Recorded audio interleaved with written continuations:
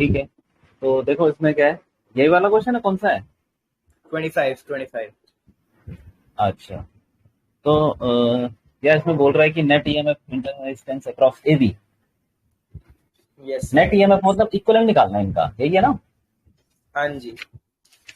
तो इक्विवेलेंट का यार वो सीरीज पैरेलल के फॉर्मूले पता है, वो लगा लेते हैं। सर यही दिक्कत आती है ना, बीच में जैसे रेजिस्टेंस आ गई और ये आ गया, तो इसमें कैसे ऐड करूं? उसमें तो हमने देखा था इक्वल वाले ऐड कर दिए, इसमें कैसे करूं? देखो एक बार बताओ, अगर दो सेल ऐसे करके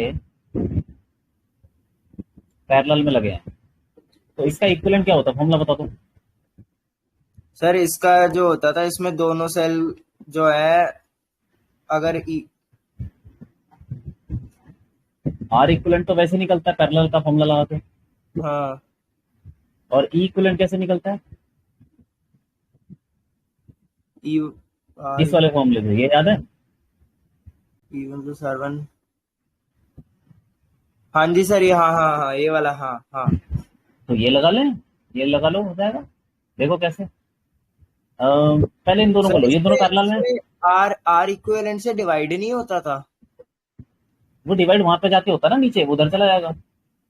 ई इक्विवेलेंट नहीं अपॉन नहीं, आर इक्विवेलेंट होता है। हाँ, E1 R1 plus E2 R2 bye 1/R1 plus 1/R2। अ, एक मिनट, 1/R1 + 1/R2, इसी को सॉल्व करो के बोल रहे हो क्या? ये सर वन ये अपॉन आर ना एक वन फॉर्मूला, मतलब मेरे को, मतलब मैं जब कोचिंग में डाउट पूछने गया था, हाँ, तो एक क्वेश्चन था, तो उसमें सर ने ये वाला फॉर्मूला यूज करा था, E1/R1 प्लस ई वो टू एक बाई ही आर बात है, देखो मैं बताता हूँ कैसे आएगा। आर इक्विवेलेंट की जगह पे आर इक्विवेलेंट कितना होगा? R1 R2 upon R1 hmm, plus R R2, two और यहाँ पे एलसीएम ले लो, E1 R2 plus E2 R1 R upon one R R one R one into R2। ये कट गया, हाँ ये जी। कुछ आ गया, ऐसे ही था, तो ऐसे ही था, अच्छा, हाँ हाँ हाँ। यही था ना? तो हाँ देखो जी मैं तो सर। बच्चों को ऐसे बताता हूँ, ऐसे याद कर लो, आर इक्वलेंट तो पैरेलल वाला फॉर्मूला लगा के निकल जाएगा। हाँ जी। बाकी ये E1/R1 प्लस E2/R2 और जितने ये लगते जाए, क्योंकि पता है क्या चीज है, अगर तीन सेल लग गए पैरेलल में, तो तुम ये हम्म, फॉर्मूला कैसे लगाओगे? फिर नहीं लगेगा। अच्छा। हाँ, फिर तो बहुत कॉम्प्लिकेट हो जाएगा वो। वो बहुत लंबा हो जाएगा, वो याद करने की जरूरत भी नहीं है। तो सबसे सीधा सही आर है ये, मतलब इक्विवेलेंट। सीधा सीधा आर। ये सीधा ये फॉर्मूला याद करो, क्योंकि इसके अगर तीन लगेंगे, चार लगेंगे, तो आर इक्वलेंट तो पैरेलल वाले फॉर्मूले से, तीन होंगे तो क्या हो जाएगा, चार हो जाएंगे तो क्या हो जाएगा, 1/R इक्वलेंट क्या हो जाएगा, 1/R1 plus 1/R2 plus 1/R3, ऐसे करते जाओ। ठीक है सर। जो भी आर इक्वलेंट आएगा यहाँ पे रख दो, और जितने 10 हैं लगे हुए, E1/R1, E2/R2, E plus E3/R3, E4/R4, चलते जाओ, कोई दिक्कत ही नहीं आएगी। तो ये फॉर्मूला सबसे सही है।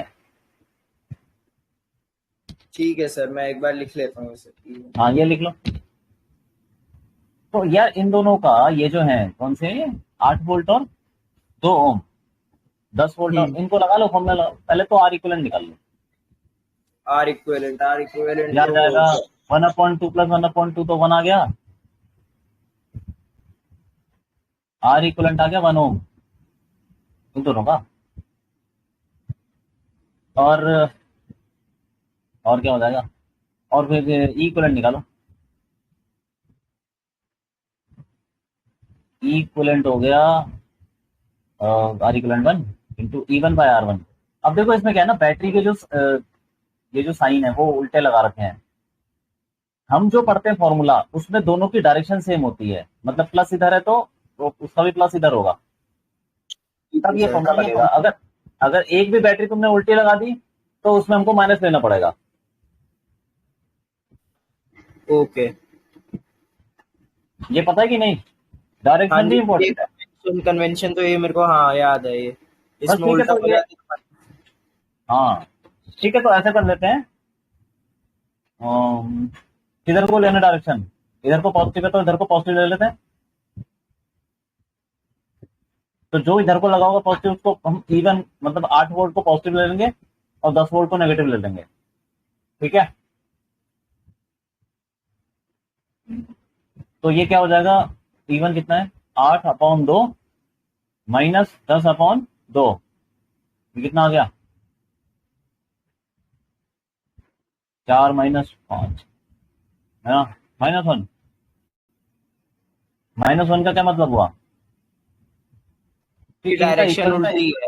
हाँ, तो ये जो ऐसा लगा हुआ है 1 ओम और साथ में 3 वोल्ट, ये तो ऐसा लगा हुआ है, लेकिन जो इनका इक्वलेंट होगा उसमें ई इक्वलेंट -1 आ रहा है, मतलब हमने पॉजिटिव इधर लिया है, तो इसकी पॉजिटिव बैटरी लेफ्ट में माइनस होगा। इधर हो जाएगा। हाँ, और आर इक्वलेंट कितना था, 1 ओम, और ये कितना है, फिर ये 1 वोल्ट, ऐसे। अब ये तो सीरीज हो गए, लगा लो इसमें। सीरीज में भी क्या है, उसमें भी डायरेक्शन है, हमने क्या पॉजिटिव इधर लिया है ना, तो ई इक्वलेंट हो जाएगा E1 + E2, 3 - 1, क्योंकि ये 3 वाला पॉजिटिव होगा और 1 वाला नेगेटिव होगा, तो 3 - 1 2 वोल्ट। और आर इक्वलेंट क्या होगा, R1 + R2, वो तो सीधा ऐड होता है 2।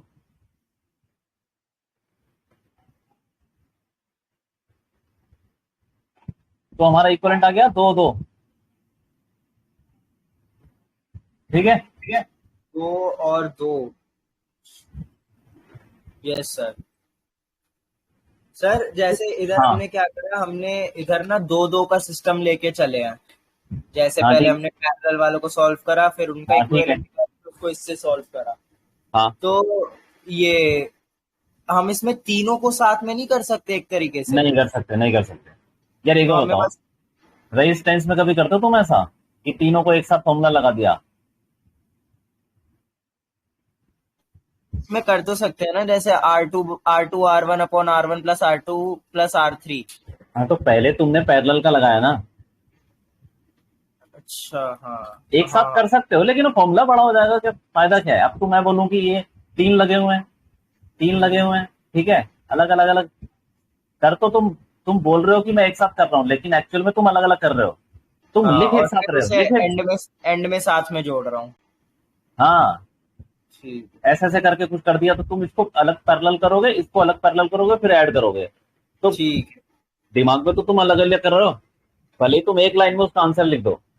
ठीक है। Yes sir. हाँ, कुछ नहीं है, नॉर्मल सी बात है, बस साइन का ध्यान रखना है, फॉर्मूला याद रखना है, हो जाएगा। हो गया, समझ में आ ठीक। गया। आ गया सर समझ में। ठीक है।